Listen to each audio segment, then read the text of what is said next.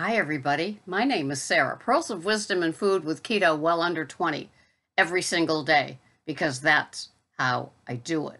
Now, some of you may not know me as the strict and disciplined one, but indeed, that's what I am. So, this is how I began keto, and this is out of under 20, and this is how I continue to do my keto under 20. I began to follow my program of keto with my carbs under 20 total carbs every day. That's just what I do. I don't deviate from the plan, although I have one disclosure. When I have my fathead pizza on Saturday night, my total carbs are a little bit higher, but that is the once a week thing.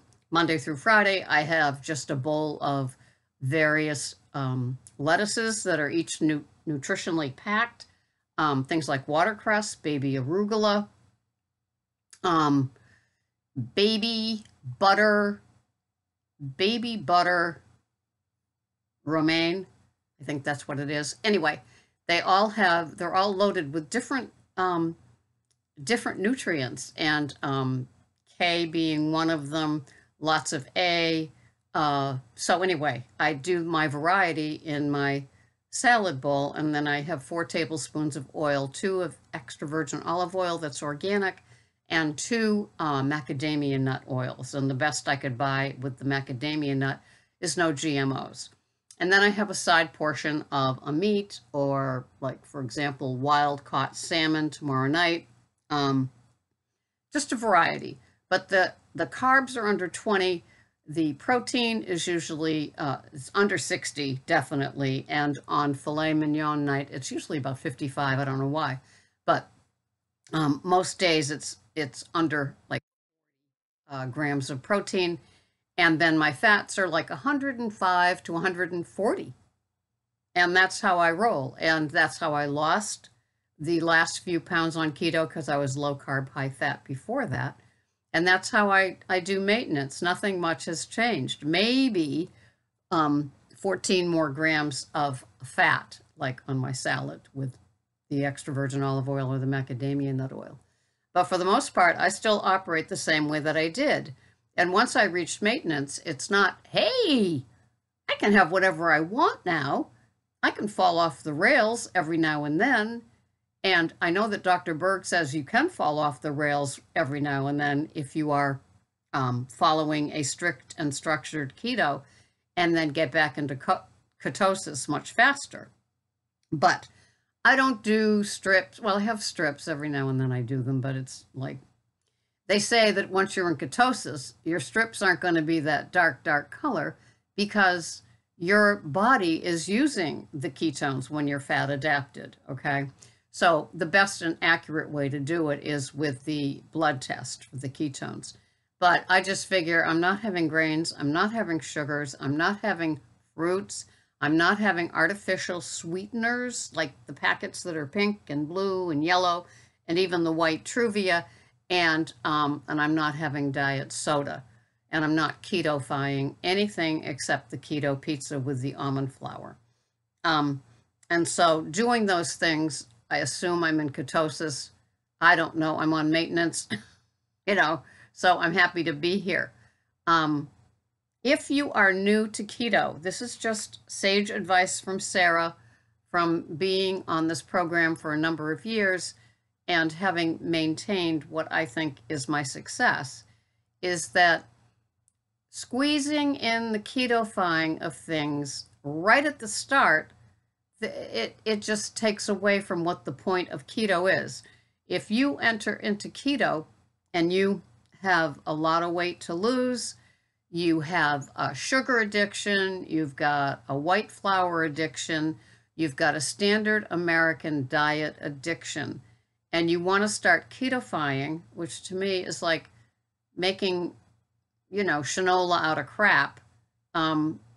It's like, no, that's not the point. The point for me, for keto, and for me working with clients is to get not only fat adapted, but also whole foods that haven't been tampered with adapted.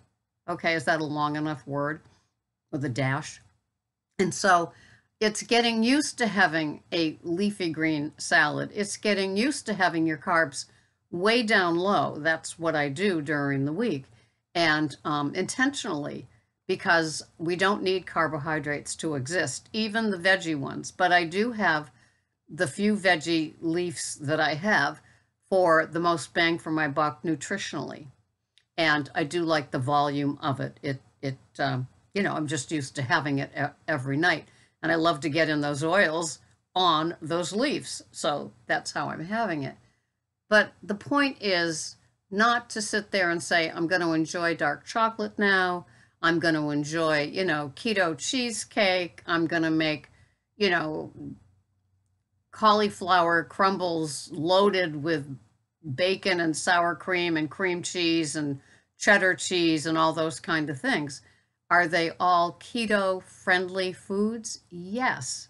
But if you're coming from a macaroni and cheese Stouffer's type of mentality from Weight Watchers, ketofying the foods is not really the point. Some of us want to get rid of our arthritic pain.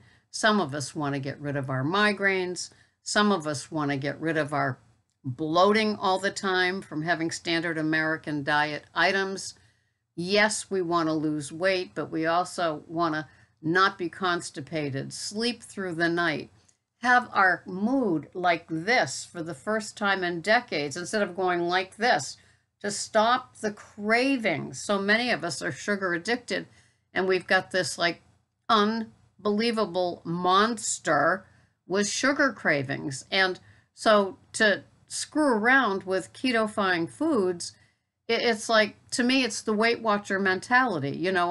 I'm gonna find a way to have what I used to have in the standard American diet, and I'm just gonna do it with low cal or low calorie, low carb, artificially sweetened sort of items. And that is not what Sarah Pearls of Wisdom and Food with Keto Under 20 Total Carbs is all about.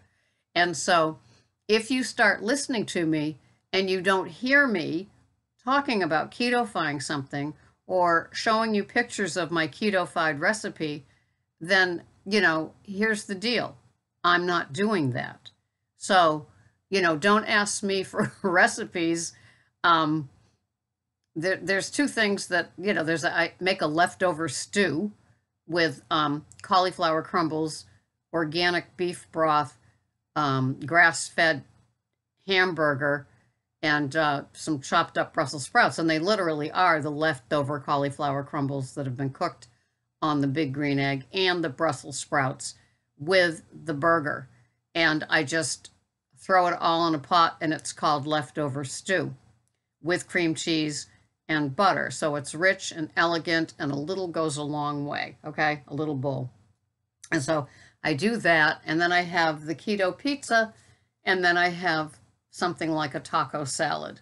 But the rest of it is like the salmon is here, the bowl of green leafies is here. The tenderloin is here, the bowl of green leafies is here.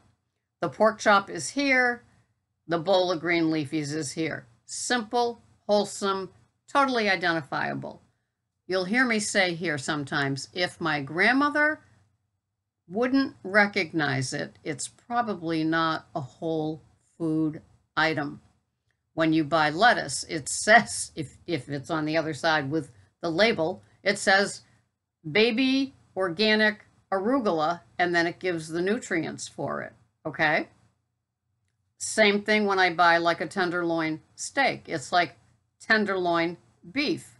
When I buy a pork chop. When I do have asparagus over the weekend, the 4080 is the asparagus code if you were like working in the grocery store. It's that sort of thing. It's totally identifiable. My grandmother might not have recognized cauliflower crumbles, but she definitely wouldn't recognize something like a diet soda. She definitely wouldn't recognize the ingredients in a diet soda or a fat-free, sugar-free coffee mate, or a candy bar with a wig, which is what I fondly call a some sort of Quest bar or something like that. So if my grandmother wouldn't recognize it, if my grandmother couldn't pronounce the ingredients on the back of the bottle, box, bag, then I'm not buying it. I ain't buying it.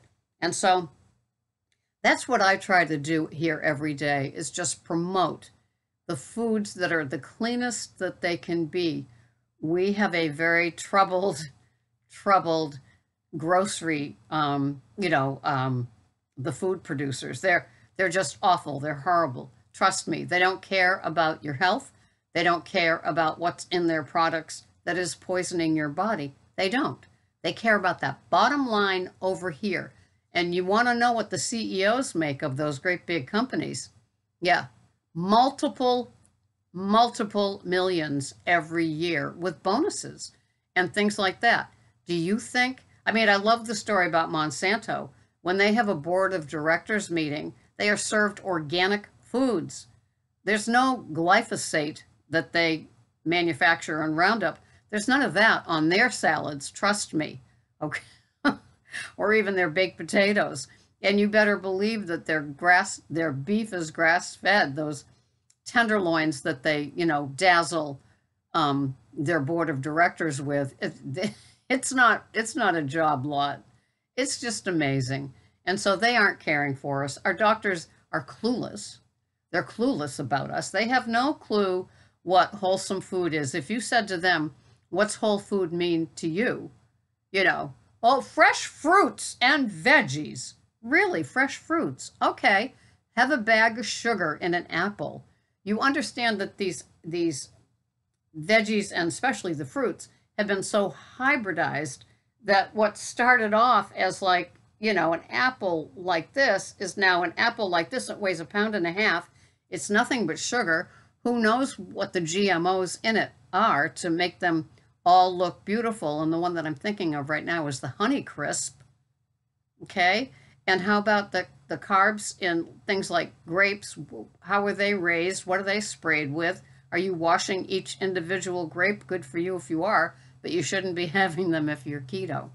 So Sarah's keto plan is so darn simple, and it works. And it's looking for the highest and best quality items out there.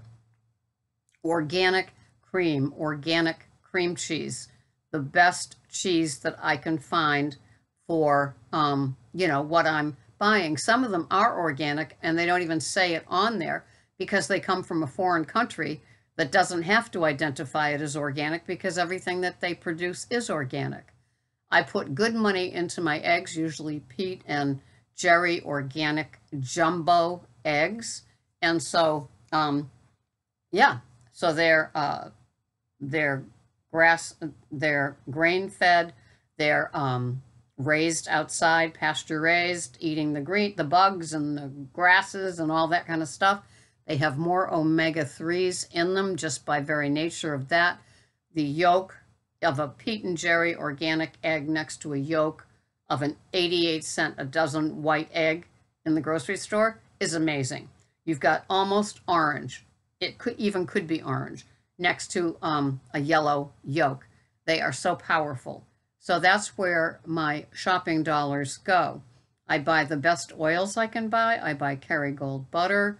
I buy, like I said, the organic cream cheese. I buy the macadamia nut oil that is non-GMO. So these are the items that I look for, and additionally, the most nutritionally dense lettuce leaves that I can find. So I keep it very, very simple. It's very, very minimal. I use the chronometer so I can copy today's menu, which is the leftover stew and a big bowl of green leafies. I can copy it to next Monday. There, done. The only thing that changes is because of my tubbies of lettuces. So when I'm weighing them out, if I only have 35 grams of the baby butter romaine lettuce left, and I counted it as 60, well, then I change it to 35 in the chronometer. So that's how I operate, and it just works for me. It keeps it very simple. I stay on maintenance. I don't get sick of the foods. My sugar craving is gone. I'm not looking to keto-fy. I'm not looking to make keto breads, keto desserts, keto one mug, something somethings. No, none of that. I love coffee. I buy organic coffee as best I can to go along with the organic cream, and I put Kerrygold butter in it or organic Valley ghee in it. So I keep it very, very simple. So when you tune into me, you're going to get simple but consistent. And, I will never sanction the things that, even somebody was asking me about dark chocolate. Can they have it? And it's like, sure. Have you lost all your weight yet? Have you? Because it's got sugar in it. And it doesn't matter if it's only 4 grams, 3 grams, 2 grams, 1, or even if it's sweetened with stevia. It's still keeping your head visually tuned in to some sort of candy chocolate treat. And that's what I needed to get over with when I started keto, and I still do it today. Just because I'm on maintenance doesn't mean that I'm not an addict anymore. I'm still a card-carrying food addict, and so I have to be careful. I can't fan my flames of desire for anything that I had before when I was just loose as a goose with my choices. So that's what you're going to get when you get here.